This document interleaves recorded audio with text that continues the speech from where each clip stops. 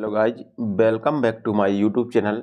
Guys, आज का video काफ़ी इम्पोर्टेंट होने वाला है क्योंकि आज हम बात करने वाले हैं रेलवे भर्ती परीक्षा 2025 के लिए जनरल साइंस के कुछ ऐसे महत्वपूर्ण प्रश्नों की जो बार बार परीक्षाओं में पूछे जाते हैं।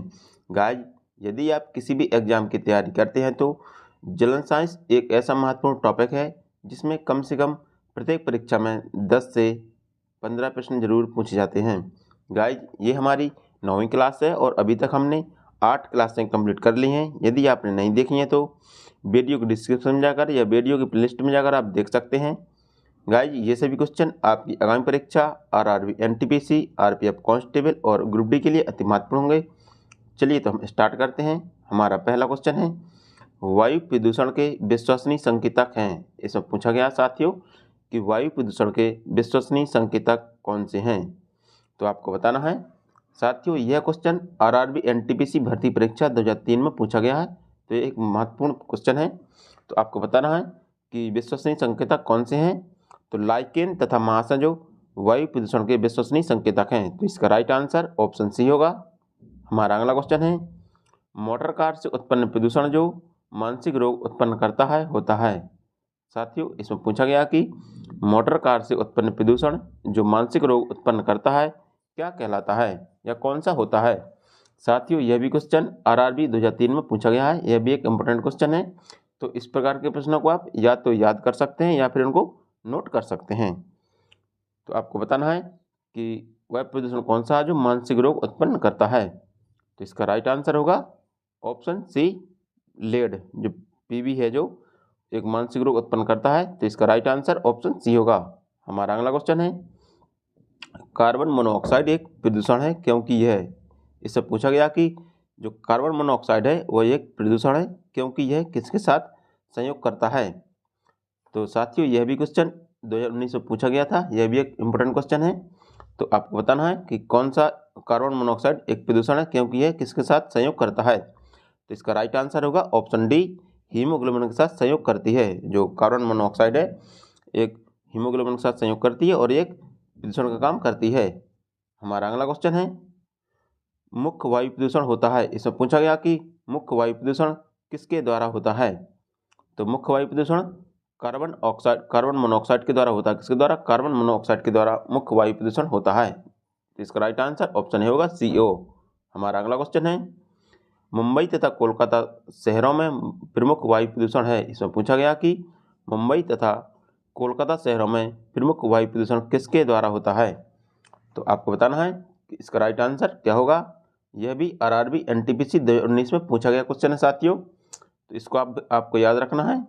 तो इसका राइट आंसर होगा ऑप्शन ए। क्या होगा? इसका राइट आंसर ऑप्शन ए होगा। कार्बन मोनोऑक्साइड तथा सल्फर जो मुंबई तथा कोलकाता जैसे शहरों में वायु प्रदूषण का काम करते हैं। इसका राइट आंसर ऑप्शन ए होगा। हमारा अगला क्वेश्चन है, निम्नलिखित में से कौन वायुमंडलीय प्रदूषण नहीं होता है। इसमें पूछा गया कि किसके द्वारा वायुमंडलीय प्रदूषण नहीं होता है। तो इसका राइट आंसर होगा ऑप्शन सी, कार्बन डाइऑक्साइड के द्वारा वायुमंडलीय प्रदूषण नहीं होता है। हमारा अगला क्वेश्चन है, ग्रीन हाउस गैस कहलाने वाली गैसें हैं। साथियों, इसमें पूछा गया कि ग्रीन हाउस गैस कौन कौन सी गैसें कहलाती हैं। साथियों, यह भी आरआरबी एनटीपीसी 2019 में पूछा गया क्वेश्चन है।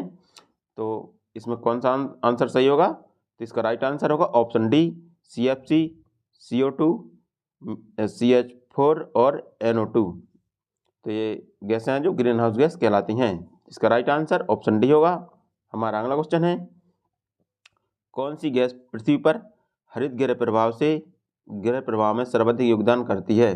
इसमें पूछा गया कि कौन सी गैस है जो पृथ्वी पर हरित गृह प्रभाव में सर्वाधिक योगदान करती है। तो आपको बताना है कि कौन सी गैस है जो पृथ्वी पर हरित गृह प्रभाव में सर्वाधिक योगदान करती है। तो कार्बन डाइऑक्साइड गैस है जो हरित गृह प्रभाव में सर्वाधिक योगदान करती है। तो इसका राइट आंसर ऑप्शन सी होगा।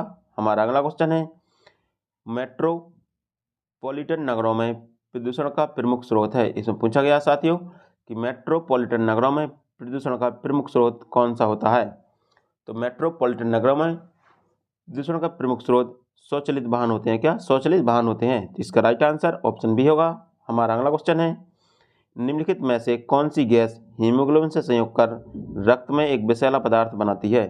साथ ही इसमें पूछा गया कि कौन सी गैस है जो हीमोग्लोबिन के साथ संयोग करके रक्त में एक विषैला पदार्थ बनाती है? आपको बताना है कि कौन सी गैस है। तो ये हो गई कार्बन मोनोऑक्साइड है, जो रक्त में हीमोग्लोबिन के साथ संयोग करके एक विषैला पदार्थ बनाती है। तो इसका राइट आंसर ऑप्शन सी होगा। हमारा अगला क्वेश्चन है, निम्नलिखित में से कौन जैव निम्नीकरण है? इसमें पूछा गया कि कौन जैव निम्नीकरण है। आपको बताना है कि कौन सा है जो जैव निम्नीकरण है। तो रबड़ है, एक जैव निम्नीकरण है। कौन सी रबड़ है जो जैव निम्नीकरण है? तो इसका राइट आंसर ऑप्शन डी होगा। हमारा अगला क्वेश्चन है, निम्न प्रदूषण में कौन सा जैव विघटित है? इसमें पूछा गया साथियों कि निम्न प्रदूषणों में कौन जैव विघटित है। तो कौन सा जैव विघटित है? तो बहित मल है जो जैव विघटित है। कौन सा? बहित मल जो जैव विघटित है। तो इसका राइट आंसर ऑप्शन बी होगा। साथियों यह क्वेश्चन है जो यूपीपीसीएस 2014 में पूछा गया क्वेश्चन है। हमारा अगला क्वेश्चन है, निम्नलिखित में से किस वायु प्रदूषण के कारण मनुष्य में तंत्र का तंत्र संबंधी रोग पैदा होता है? इसमें पूछा गया कि किस प्रदूषण के कारण मनुष्य में तंत्र का तंत्र संबंधी रोग पैदा हो जाता है? तो शीशा के कारण मनुष्य में तंत्र का तंत्र संबंधी रोग पैदा होते हैं। तो इसका राइट आंसर ऑप्शन ए होगा। हमारा अगला क्वेश्चन है, लोहे की खानों में काम करने वाले मजदूरों में लोहे शक्तिमयता रोग होने का कारण है। इसमें पूछा गया कि जो लोग लोहे की खानों में काम करते हैं उनमें लोहे शक्तिमयता रोग किसके कारण हो जाता है? तो लोहे की खानों में काम करने वाले लोगों को सिलिका के कारण लोहे शक्तिमयता रोग हो जाता है। तो इसका राइट आंसर ऑप्शन डी होगा। हमारा अगला क्वेश्चन है, वायुमंडल में कार्बन डाइऑक्साइड का निर्माण मुख्यतः हुआ है। इसमें पूछा गया कि वायुमंडल में कार्बन डाइऑक्साइड का निर्माण मुख्यतः किसके द्वारा हुआ है? तो वायुमंडल में कार्बन डाइऑक्साइड का निर्माण मुख्यतः जीवों के श्वसन से हुआ। किसके द्वारा? जीवों के श्वसन से होता है। तो इसका राइट आंसर ऑप्शन बी होगा। हमारा अगला क्वेश्चन है, ताजमहल को क्षति किसके कारण पहुंच रही है? साथियों आपको बताना है कि ताजमहल को क्षति किसके कारण पहुंच रही है। तो ताजमहल को क्षति मथुरा तेल शोधनशाला से निकलने वाले वायु प्रदूषण में पहुंच रही है। किसके द्वारा? मथुरा तेल शोधनशाला से निकलने वाले वायु प्रदूषण से पहुंच रही है। तो इसका राइट आंसर ऑप्शन सी होगा। साथियों यह क्वेश्चन उत्तर प्रदेश पुलिस परीक्षा 2013 में पूछा गया था, तो यह भी एक इम्पोर्टेंट क्वेश्चन है। हमारा अगला क्वेश्चन है, मिनीमाता महामारी जिसके कारण 1965 में जापान में अनेक लोग मरे थे, पानी में इसके प्रदूषण के कारण हुई है। इससे पूछा गया कि जो मिनीमाता महामारी है वह पानी में किसके कारण होता है? तो जो मिनीमाता महाबीमारी है जो पानी में किसके कारण होता है? तो यह पारद या जो पारा होता है या पारे की अधिकता के कारण मिनीमाता रोग हो जाता है। तो इसका राइट आंसर ऑप्शन बी होगा। हमारा अगला क्वेश्चन है, जल प्रदूषण को नापने हेतु निम्नलिखित में से कौन सी जांच की जाती है?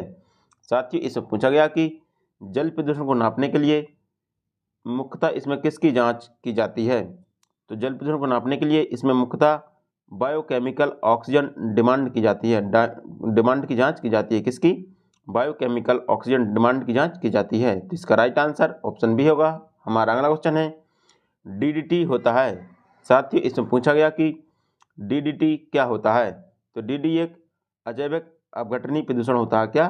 अजैव अपघटनीय प्रदूषण होता है। तो इसका राइट आंसर ऑप्शन सी होगा। हमारा अगला क्वेश्चन है, सूर्य से आने वाली हानिकारक पराबैंगनी किरणों से होता है। इसमें पूछा गया कि सूर्य से आने वाली हानिकारक पराबैंगनी किरणों के द्वारा क्या होता है? तो सूर्य से आने वाली पराबैंगनी किरणों के द्वारा त्वचा का कैंसर होता है। क्या? त्वचा का कैंसर होता है। तो इसका राइट आंसर ऑप्शन सी होगा। हमारा अगला क्वेश्चन है, नदियों में जल प्रदूषण की माप की जाती है। इसमें पूछा गया कि नदियों में जल प्रदूषण की माप किसको माप कर की जाती है? तो नदियों में जल प्रदूषण की माप ऑक्सीजन की घुली मात्रा को नापकर की जाती है। क्या? ऑक्सीजन की घुली मात्रा को नापकर की जाती है। तो इसका राइट आंसर ऑप्शन डी होगा। हमारा अगला क्वेश्चन है, निम्न में से कौन सी गैस वायु को प्रदूषित नहीं करती है? इसमें पूछा गया कि कौन सी गैस है जो वायु को प्रदूषित नहीं करती है? तो जो ऑक्सीजन है O2 है जो वायु को प्रदूषित नहीं करती है। तो इसका राइट आंसर ऑप्शन ए होगा। हमारा अगला क्वेश्चन है, निम्न में से कौन एक वाहन प्रदूषण का भाग नहीं है? इसमें पूछा गया कि कौन सा एक वाहन प्रदूषण का भाग नहीं है? तो जो H2 है जो हाइड्रोजन है जो वाहन प्रदूषण का भाग नहीं है। तो इसका राइट आंसर ऑप्शन ए होगा। हमारा अगला क्वेश्चन है, ऊर्जा के किस रूप में प्रदूषण की समस्या नहीं होती है? इसमें पूछा गया कि ऊर्जा के किस रूप में प्रदूषण की समस्या नहीं होती है। तो सौर ऊर्जा में है जो प्रदूषण की समस्या नहीं होती है। बाकी पेट्रोल, परमाणु या कोयला में प्रदूषण की समस्या होती है। तो इसका राइट आंसर ऑप्शन डी होगा, सौर। हमारा अगला क्वेश्चन है, निम्नलिखित में से कौन अधिकतम ध्वनि प्रदूषण का कारण है। इसमें पूछा गया कि कौन सा जो अधिकतम ध्वनि प्रदूषण का कारण है। तो जेटों की उड़ान या जेट इंजन है जो अधिकतम ध्वनि प्रदूषण का कारण है। तो इसका राइट आंसर ऑप्शन डी होगा। साथियों, ये तो हो गई साइंस से संबंधित 25 महत्वपूर्ण प्रश्न। और अब हम देखेंगे 5 महत्वपूर्ण पुस्तकों को। हम प्रत्येक वीडियो के लास्ट में 5 महत्वपूर्ण पुस्तकों को देखेंगे जो आपके परीक्षा के लिए बहुत महत्वपूर्ण होंगे। तो हम चलते हैं। हमारी पहली पुस्तक है हितोपदेश नामक पुस्तक के लेखक कौन है। साथियों, आपको बताना कि जो हितोपदेश नामक पुस्तक है उसके लेखक कौन है। यह बहुत ही बार परीक्षा में पूछी गई है और यह MPPCS 2004 में पूछी गई पुस्तक है। तो इसका राइट आंसर होगा नारायण पंडित। जो हितोपदेश नामक पुस्तक है उसके लेखक नारायण पंडित हैं। तो इसका राइट आंसर ऑप्शन बी होगा।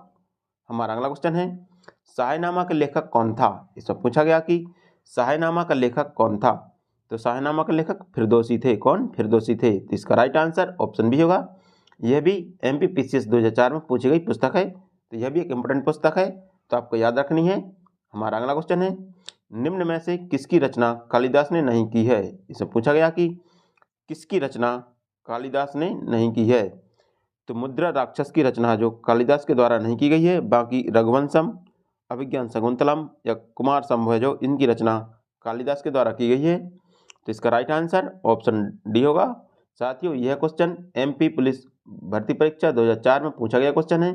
तो यह एक इम्पोर्टेंट क्वेश्चन है और आपको इस प्रकार के क्वेश्चनों को या तो याद कर लेना है या फिर इनको नोट कर लेना है।